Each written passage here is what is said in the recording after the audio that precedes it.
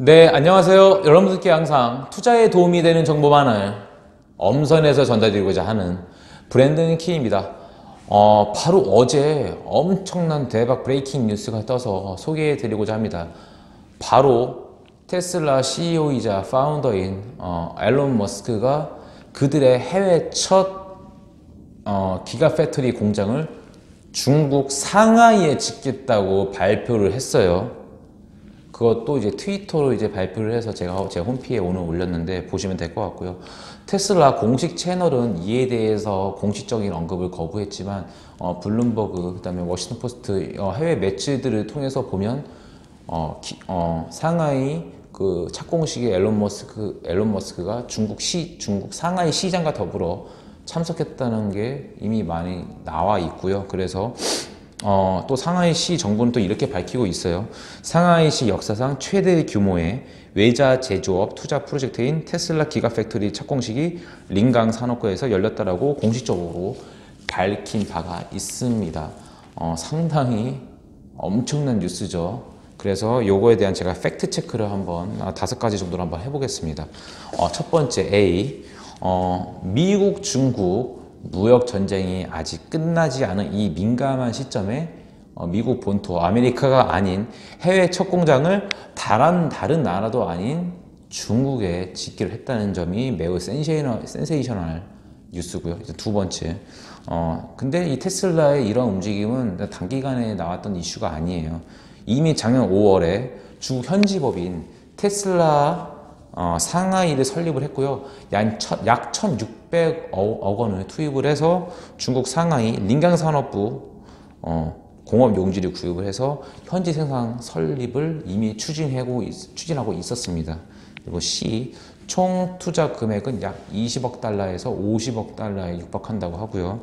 그 다음에 D, 중국 기가팩토리에서는 주로 저가 라인업의 모델 X, 모델 3, 모델 Y만을 생산하고요. 좀 고가 라인업인 모델 X 같은 경우에는 여전히 그 미국 네바다의 기가팩토리에서 생산을 해서 해외 수출한다고 밝힌 바가 있습니다. 그래서 이거에 대해서 다시 한번 하나하나 그 의미를 되새겨 볼게요. 사실 미국, 중국의 무역 분쟁이 쉽게 사그라들 기미가 지금 보이지 않고 있죠. 그래서 자꾸 지금 트럼프와 중국 시진핑 주석이 지금 보이지 않게 밀당을 엄청나게 하고 있습니다. 그런데 이 가운데 트럼프는 그 자국 자동차 회사인 GM의 포드가 해외로 나가는 거를 엄청나게 반대를 하고 있고 그들이 해외로 못 나가게끔 직간접적인 압박을 푸시를 엄청나게 하고 있죠. 근데 이게 왜 그러냐? 2020년에 그 미국 대선이 이제 다가오죠. 그래서 트럼프는 공화당 후보로 재선에 다시 한번 대통령이 될 재선을 도전하고 있습니다. 그러한 가운데 미국 유권자들의 마음을 잡아 놓으려면 당연히 미국 국내 고용 효과가 제일 큰 자동차 공장이 해외 밖으로 나가면 안 됩니다. 그래서 러스트벨트라고 하는 미국 디트로이트, 일리노이, 시카고, 그다음에 위스콘신, 미시간 쪽이 이제 주로 해외 미국 자동차 포드 GM들의 공장이 많은데 이러한 움직임을 잡아놓을 필요가 있죠. 그래서 지금 제가 홈페이지에 남겼지만 그 이쪽 미국 중부는 사실 전통적으로 민주당의 입김이 세요. 그래서 공화당 트럼프가 다음 대선에도 승리를 하려면 러스트벨트 쪽에 표가 절실히 필요합니다. 그래서 지금 뭐 GM, 포드, 크라이슬러 이 빅3의 움직임도 지금 묶어놓으려고 트럼프가 난리를 치고 있는데 앨런 머스크가 이러한 트럼프 눈치도 안 보고 본인들 지금 100%로 해서 미국에 짓는 것도 아니고 해외에 짓겠다? 그것도 최대 라이벌은 중국에 짓겠다는 거, 이건 뭐 보통 깡이 아니고서는 할 수 없는 행동이죠. 우리로 따지면 현대차 정의선 수석 부회장이 우리나라의 울산 공장을 빼서 뭐 중국에 뺀다는 거랑 똑같아요. 과연 문재인 대통령 눈치 안 보고 정의선 회장은 그렇게 할 수 있을까요? 저는 안 될 것 같거든요. 근데 앨런 머스크는 지금 그렇게 하고 있어요. 사실 되게 신기한, 좀 우리 정서로서는 좀 이해할 수 없는 과감한 행보라고 좀 개인적으로 생각하고 있습니다. 그래서 일반적으로 해외 자동차 기업이 그 중국이란 나라에 진출을 할 때 중국 현지 자동차 메이커와 합작으로 진출을 합니다. 그래서 기아차 같은 경우에도 둥팡저우 기아차라고 합작 법인을 세웠고요. 그리고 현대차 또한 그 현대 상하이 모터스라고 해서 중국 현지 법인을 세웠었죠. 북경현대라고 하잖아요. 그래서 이렇게 뭐 합작을 해서 진출하고 있고, GM 및 다른 BMW 같은 메이커들도 이렇게 마찬가지로 합작으로 중국을 진출하고 있습니다. 근데 왜 이렇게 해야 되느냐라고 반문하시는 분들이 있을 거예요. 일단 첫 번째, 중국 정부의 사실상 강압 때문에 그렇습니다. 해외 기업들이 중국에 진출한 경우에 단순히 판매만 해서 우리 외야 벌어가지 말아라 이렇게 얘기를 하는 거예요. 우리 중국에서 장사를 할 거면 합작으로 들어와서 단순히 판매만 하지 말고 기술 이전하라 이겁니다.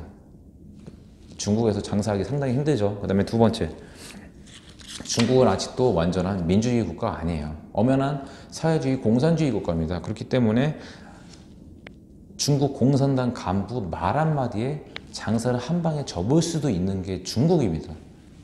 그래서 이렇게 정치적 리스크가 아직도 현존하고 있는 중국이기 때문에 그러한 리스크를 줄이고자 지분을 반반으로 해서 합작으로 해서 진출한 겁니다.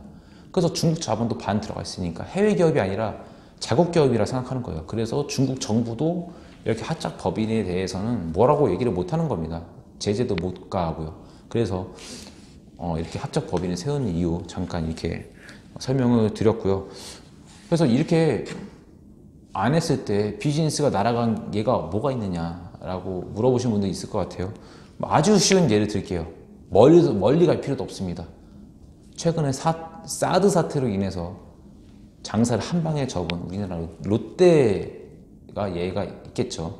그 중국 선양에 뭐 롯데마트, 롯데백화점 다 줬는데 공장 다 공사 올스톱되고 그 롯데마트 다 매각했잖아요.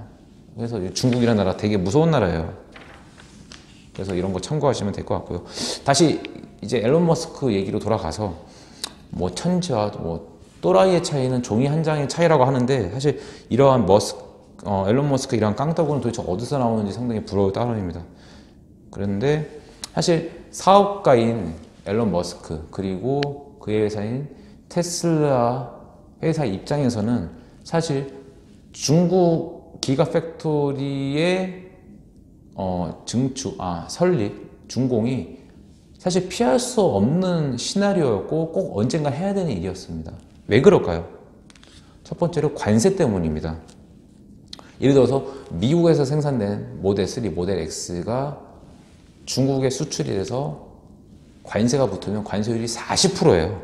근데 그나마 작년 12월에 미국, 중국이 휴전함으로써 협상 시한인 올 3월 1일까지 한시적으로 미국산 자동차 관세율을 15% 선까지 낮춘 상태지만 미국, 중국의 협의가 원활히 안 끝나서 다시 미국, 중국 관계가 파국으로 치닫는다. 그러면 미국산 자동차 관세가 40%로 치솟게 되는 겁니다. 예를 들어서 1억짜리 자동차가 관세 40%가 붙으면 1억 4천이 되는 거죠. 그러면은 1억 4천, 40%나 관세를 먹은 자동차를 중국 소비자들이 쉽게 사겠습니까? 아무리 테슬라를 하는데 40% 관세는 상당히 가혹한 수치죠. 그래서 그 테슬라가 만약에 중국 현지에서 생산을 해서 중국 내수로 팔아먹는다면 이런 관세 40% 고율 관세가 붙지 않게 되니까 가격적인 경쟁력이 생김으로써 중국 내수 시장에 상당히 어필할 수 있다. 이런 장점이 있다. 그래서 앨런 머스크 입장에서는 중국 기가팩토리 진출이 시간 문제였지 너무나 당연하게 했어야만 하는 중차대한 필수 불가결한 일이었다고 보시는 게 맞겠습니다.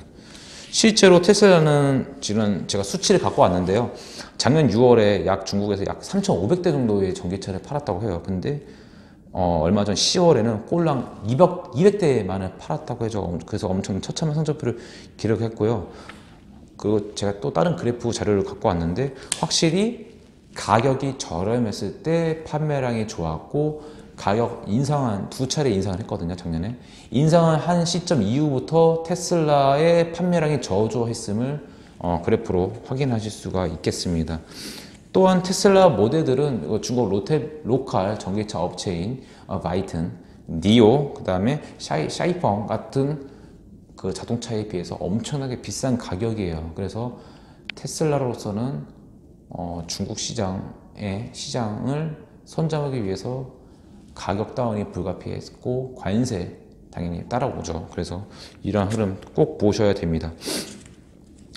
지금 테슬라가 가장 많이 팔리는 제2의 시장이 중국이에요. 그래서 제2의 시장인 중국에서 확고한 포지셔닝을 하기 위해서는 당연히 첫 번째로 섬겨야 되는 과정이 가격입니다. 그래서 곧 아우디 그리고 제규어 랜드로버 JLR이라고 하죠. 그래서 아이페이스 및 이트론이 나오는데 그러한 기존의 전통의 내연기관 메이커들에서 상당히 이쁘고 혁신적인 전기차들이 곧 쏟아지는데 빨리 테슬라는 모델 X, 모델 3, 모델 Y, X로 승부를 봐야 돼요. 그래서 근데 이제 이러한 관세 장벽으로 막혀 있으니까 앨런 머스크 입장에서 급한 거죠. 빨리 지금 중국 현지화를 해야겠다라고 싶어서 지금 결국 승부를 던진 겁니다. 2018년으로 한번 돌아가 볼게요. 앨런 머스크 그 다음에 테슬라 입장에서는 2018년은 결코 기억하고 싶지 않은 해였을 겁니다. 왜냐하면 각종 전기차 폭발 사고 그리고 테슬라 상장 폐지를 암시하는 트위터를 날림으로써 지금 뭐 사우디 구분펀드한테 뭐 펀딩을 받겠다고 트위터로 날서 주가 상승을 했죠. 그래서 이게 엄연히 말하면 주가 조정 행위다. 그래서 미국 SEC 그 위원회로부터 지금도 조사를 받고 있는데 이러한 트위터 파문 그리고 머스크는 완전 자동화를 꿈꿨어요. 생산을. 근데 이 자동차 생산이라는 게 결코 그렇게 쉽지 않아요. 그래서 사실상 완전 자동화 체제를 포기를 했죠. 그래서 하여튼 뭐 생산 차질로 말미암아서 판매에도 엄청난 손해를 봤거든요. 그래서 2018년은 온갖 악재는 다 발생했던 게 테슬라 입장입니다. 그래서 이에 따라서 테슬라 주가도 맥을 못 쳤었죠. 그런데 2019년은 그렇게 지금 테슬라 입장에서 나쁘지 않아요. 왜냐면 이제 모델 3 주당 생산량이 이제 거의 5,000대 원 윅당 모델 3 생산량이 이제 5,000대씩 안정적으로 지금 뽑아주고 있고요. 그 다음에 매출 또한 지금 엄청나게 급성장하고 있습니다. 그리고 바로 어제 이제 중국 기가팩토리 첫 삽을 떴고요. 그래서 2019년 정초부터의 테슬라 흐름은 나쁘지 않다. 이 테슬라가 어느 정도의 위치냐면요. 제가 한번 자료를 블룸버그로부터 인용을 해봤어요. 지금 작년 2018년 하반기에 미국에서 가장 많이 팔린 세단 탑5가 뭐냐면 일단 도요타의 캠리, 도요타 코롤라, 혼다의 중형 어코드, 혼다의 시빅, 그 다음에 5위가 테슬라의 모델 3입니다. 약 12만 대 정도 팔렸네요. 그래서 지금 그 밑에는 뭐 닛산의 센트라, 현대의 엘란트라, 그 다음에 포드의 대표 세단인 퓨전, 닛산의 알티마, 쉐보레 말리부가 있습니다. 그 아래에 있어요. 이런 것들이. 그래서 도요타 캠리, 코롤라, 혼다 어코드, 혼다 시빅 바로 아래 테슬라 모델 3가 있다는 거, 탑5 세단이라는 거 상당히 놀란 뉴스죠. 그리고 전기차라는 시대 패러다임을 아주 충실하게 따르는 테슬라의 주가 또한 상당히 지금 많이 고평가되고 있는 상황입니다. 간만에 한번 테슬라 주가를 한번 제가 봤거든요. 야후 파이낸스 통해서 약 330불이에요.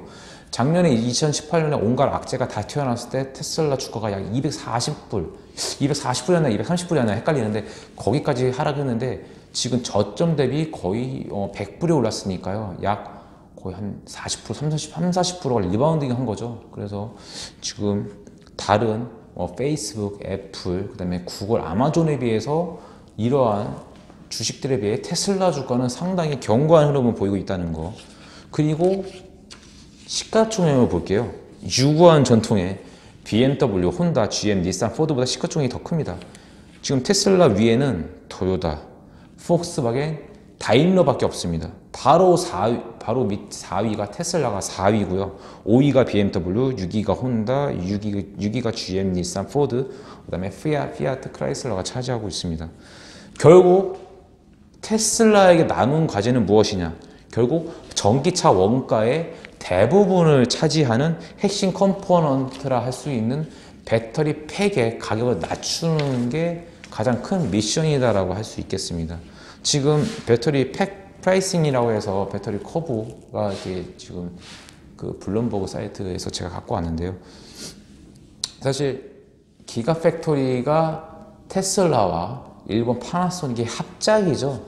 그래서 미국 네바다주 기가팩토리에서는 자동차만 만들어진 게 아니라 배터리 팩도 만들어집니다. 배터리 팩을 만들기 위해서는 배터리 셀이 필요한데 배터리 셀 메이커가 파나소닉이죠.